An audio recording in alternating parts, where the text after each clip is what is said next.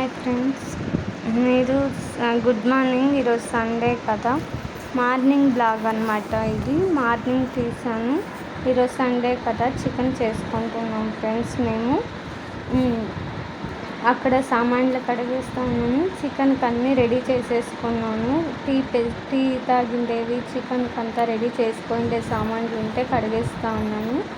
ఇక్కడ అన్నం పెట్టుకున్నాను, రైస్ పెట్టుకొని వేసేసాను. ఇంకా రైస్ పెట్టుకొని ఆ లోపల సామాన్లు అయిపోతాయని చెప్పి అక్కడ సామాన్లు కడిగేస్తున్నాను. చికెన్ వేసేసాను. చికెన్ వేసుకుంటూ ఇంకా నా పాప వచ్చింది, వీడియోలు తీస్తూ ఇలా అల్లాడినాను అంటే అలా కదుపుతుంది. తనకి రాలేదు, కాలుతుంది మమ్మీ అనింది. అందుకే నేనే కలిపాను. ఇక్కడ మసాలాలు అన్నీ వేసేసాను ఫ్రెండ్స్. అంటే ఏం లేదు ఫ్రెండ్స్, కొబ్బరి, ఉల్లిపాయ, తెల్లుల్లి, కొత్తిమీర అన్నీ మిక్సీకి వేసుకున్నాను. టమోటాలు అవన్నీ ఒకేసారి వేసేసాను పేస్ట్. ఇక్కడ రైస్ అయిపోయింది, వంచేస్తున్నాను.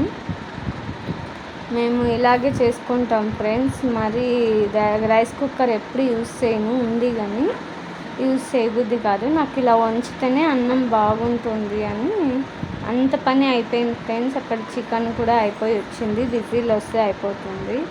స్టవ్ అంతా క్లీన్ చేసుకొని వేసేసాను.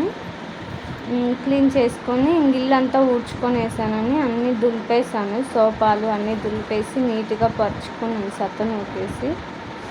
అంతా చూపిస్తే